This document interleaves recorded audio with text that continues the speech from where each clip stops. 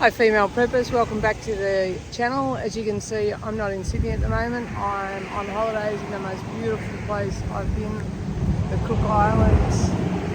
Interestingly, I saw something here, this sign, that made me wonder what would happen if a tsunami hit. Now in 2004, the tsunami hit on Boxing Day, killed 250 approximately 1,000 people across multiple countries, but it did actually hit the Cook Islands. It was only a metre high when it hit here, so there was no damage. And it made me wonder what would happen if it hit. Now, I've talked to the resort here and they say it would immediately be on the news and they would send out text messages. There's no formal alarm that goes off. And the receptionist's not sure who gets the alarm, gets the text messages, but assumes that it's all the locals. If you're not a local, you have to get yourself up one of these roads. Now, I assume the locals, being the wonderful people they are, they would pick you up and take you up into the mountains there to the Tsunami evacuation centre. Now, the airport, as you can see from this photo, lies about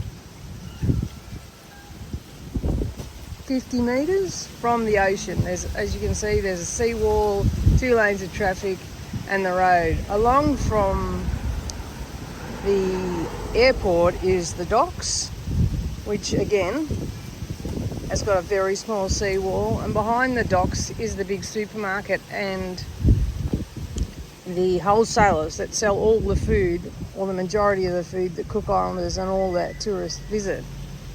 Now I'm wondering, if a tsunami hits on that side of the island, there'll be no infrastructure, there'll be no food, the docks potentially will be ruined, the airport will be underwater. So if, like in 2004, the Australian Navy come to save the Australians who were here and whoever else they could help, probably the New Zealanders, would they be able to get in? And looking at preparedness, what would I do if I got stuck here in a tsunami? I'm going to try and find out what's actually in the evacuation centres. The Cook Island infrastructure is not as basic as somewhere like Lufu, but it's certainly not as advanced as somewhere like Australia.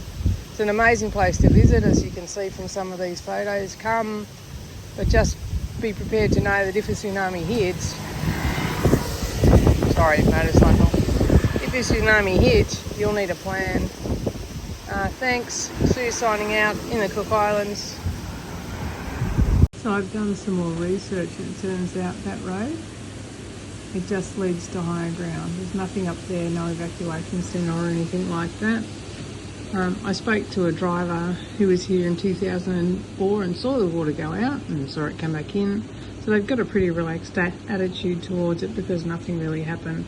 There are, however, sirens all over the island that'll let you know if there's a tsunami coming. Just don't know what you would do in the aftermath if you ended up that big beautiful hill there with no food, no water and no plan.